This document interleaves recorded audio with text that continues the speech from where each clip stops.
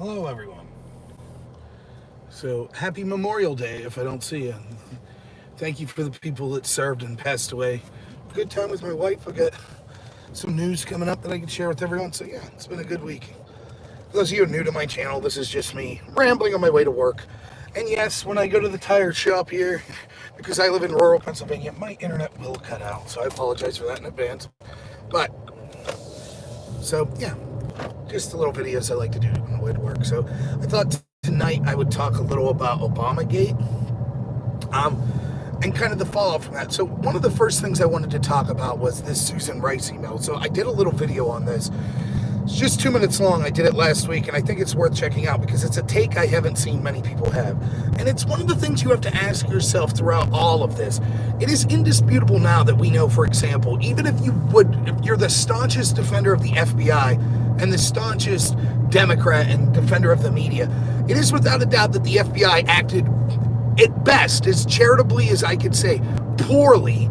And, for example, they're obtaining FISA warrants illegally, lying about evidence in order to help get those warrants, withholding evidence from a FISA judge, talking about wanting an insurance policy, writing notes that suggest that they were trying to entrap people, losing relevant evidence like the 302s in the Flynn case, not providing them to the defense, etc. Even if you don't think those things weren't a crime, which I do, I think that it's part of the biggest political scandal in the history of the country. But at least I think we could all admit this was not good behavior. This was not by the book. One of the things you need to ask yourself is, let's assume best possible motivations. Let's assume that, Susan Rice's email where she's saying, oh, me and Barack Obama and Joe Biden, we demanded everything be done by the book. Here's how you know they're lying. And this happened all throughout the Russia collusion hoax. If these people were serious and they wanted it done by the book, why aren't they publicly outraged right now? Why isn't Obama and Susan Rice and Joe Biden going on television saying, I'm outraged at the treatment that happened to Michael Flynn? I'm outraged at the abuse of the FISA process to spy on Carter Page. Why aren't they saying that? The reason is they never wanted it by the book. It was just a email to cover themselves, so it gave the appearance of, we were saying we wanted things done by the book. But in reality, what they were really saying, wink, wink, nod, nod, was get Flynn no matter what. McCabe allegedly even said, first we get Flynn, then we get that effort Trump. So everybody knew that this was what it was. And those that are covering up for this are either corrupt because they're complacent in it, or because they have to be because they're a member of the mainstream. Sorry about that. Always lose reception there. So here's the test you give to your friends or people that might disagree. Just run this test. If it was the opposite way, if this was Trump doing these sorts of things with Obama, would they be okay with it? Of course they wouldn't. I wouldn't be okay with it either. If Trump behaved in the manner that we know that the Obama team did, I would be furious. I would demand justice and say, no, Trump should not be allowed to weaponize his FBI to go after political opponents in this manner. So that's what I see going on over and over. It's the same with, Jim Comey he needed to brief Trump on the dossier because he was worried that CNN would report it. And then when he finds out that someone on his team leaked that information to CNN, Comey doesn't care. He's irrelevant. This goes all throughout. The same with Mueller. Why isn't Bob Mueller outraged? If he was this by-the-book guy that we were led to believe, he's on the straight and narrow, why isn't he outraged? And that's just, there's way more to talk about Obamagate I'm not going to get into on this car ride because I don't have enough time. So maybe I'll put some videos out this week about it. But that's just ask yourself those simple questions, right? Why isn't Obama outraged? Why isn't the media outraged? Why aren't the defenders of the FBI outraged? We were told it was by the book. If you're really a journalist, like you're Jake Tapper, let's assume that Jake Tapper feels, maybe he just disagrees with you, but he feels he's an actual journalist. Wouldn't you, as a journalist, have the slightest bit of integrity to say, geez, I brought this guy Adam Schiff on like 30 times, personally brought him onto my show, and watched him say, I have seen direct evidence of crimes of collusion between Trump officials and Russia, and he lied. He lied to me, he lied to my audience dozens of times. Wouldn't you as a journalist at least come out and say, hey, I still don't like Donald Trump, but it's outrageous that this guy we brought on to tell the truth lied. But instead, Jake Tapper and CNN defends Adam Schiff. Now today you saw, I saw Jonah Goldberg, perpetual never Trumper that's on Fox once in a while. He's on Chris Wallace's show, and he's complaining about the new press secretary, McClay, is that how you pronounce it? Because she's doing a great job. She's actually doing one of the things that I've suggested for years. The Republicans need to fight back, so she's fighting back. Well, the Democrats can't handle it. The never Trumpers can't handle it. How dare you? How dare someone in Trump's team treat the press like the press treats Trump? How dare they? They have to just sit there and take it. Don't they know that that's what Republicans are supposed to do? Be badgered by a phony mainstream media that's just propagandist and not respond? Don't they know that's the rules?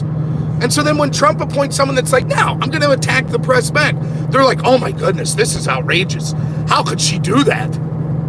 They could sit there and lie and call Trump a traitor, and they could call him morbidly obese, and they could call him a racist, and they could call him, stupid, and they could say he's not attractive. They could do this stuff 24/7. But if he or his press secretary responds in kind, all of a sudden, oh, this is outrageous. How dare it? Doesn't he know that there's dignity in the office? So I hope that Kayla keeps it up, the press secretary. I hope she keeps it up, because she's absolutely right to have that much vigor and fire. And that's exactly what Trump needs, someone like that who's going to go on the offense. That's exactly what we need. It's time to stop. On one hand, you want to treat the press like, oh, they're these, by the book, they're so dignified, they're so prestigious. But then on the other hand, we have to listen to them as they go on and on about Trump eats 2 scoops of ice cream. Oh, Trump got peed on by these Russian hookers. Just lies that they're wrong about every time. You don't get to have it both ways. If the press wants to get down in the mud and just be propagandists for the establishment, then that's how they should be treated. They should not be treated as the press. And even still, just having a press secretary that's hard on the press, that's still far less than what Obama did, wiretapping and spying on members of the press that he didn't like he did to James Rosen of Fox News. It's weird that the media doesn't talk about that. In fact, it's weird all the time. Catherine Herridge, who works for CBS, she just reports the facts without opinion on the Flynn story, and the media goes after her. Wait a minute, I thought the media stuck together and they were all about the importance of media in the First Amendment. Isn't that odd? That as soon as someone, not giving opinion, but just reports the hard facts on a story that the rest of the media got wrong, all of a sudden, now they're not for the free press. That's what the media is. They're trying to get rid of independent content creators like me. They're working with these tech companies to get rid of independent creators because we're the biggest threat to the media. They are gatekeepers of information. The Democrats control 95% of the narrative, the establishment Democrats, but that's not enough. They need to control 100%. Otherwise, how are they going to explain to people when Joe Biden says, you're not black if you don't vote for me?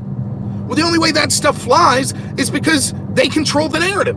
And you're darn right that we should criticize the Republicans for letting it get that bad. They should be out there fighting every day. How is it that some guy like me that's got a full-time job, works 60, 70 hours a week, makes less than $50,000 a year, and does this as a hobby, has, equipment that barely works to broadcast stuff live, how is it that I was able to correctly be outraged and point out these abuses far long before the average Republican senator or congressperson? My radio show cut off this week and I had a problem with it, so you didn't see my one guest, but, I asked them this question. What can Republicans in Pennsylvania be doing better? And he's like, oh, well, during quarantine, what can they do? They can't really have a voice. That's outrageous. Of course they can. We all have technology that can reach the people at a moment's notice. I do it. Do I have better technology than a sitting congressperson? I don't think so. I'm sick and tired of these excuses. So good for Trump's press secretary for finally sticking up. The last thing I wanted to talk about real quick is this Trump-Jeff Sessions spat.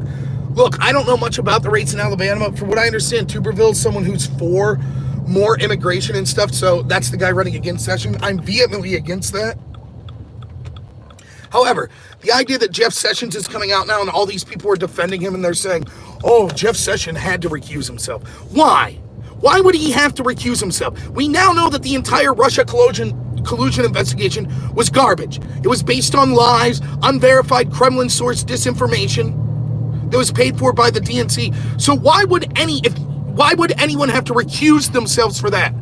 And again, the Republicans that are saying this and the Trump supporters are saying this, it's asinine. So are you literally saying that, well, then all we need to do to recuse Bill Barr or Durham of anything is if Adam Schiff says, I've personally seen evidence that Durham's a Russian spy. Well, that's it. Durham has to drop his investigation. He has to recuse himself now. It's outrageous. You don't recuse yourself based on a lie, especially when the Democrats, such as Loretta Lynch, should have recused herself in the the Hillary Clinton investigation and refused to. So I'm sorry, all of Sessions whining, I just did what I had to. No, you didn't.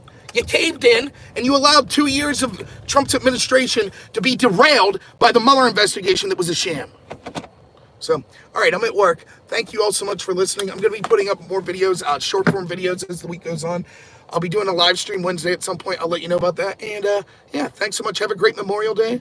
As always, have a good one.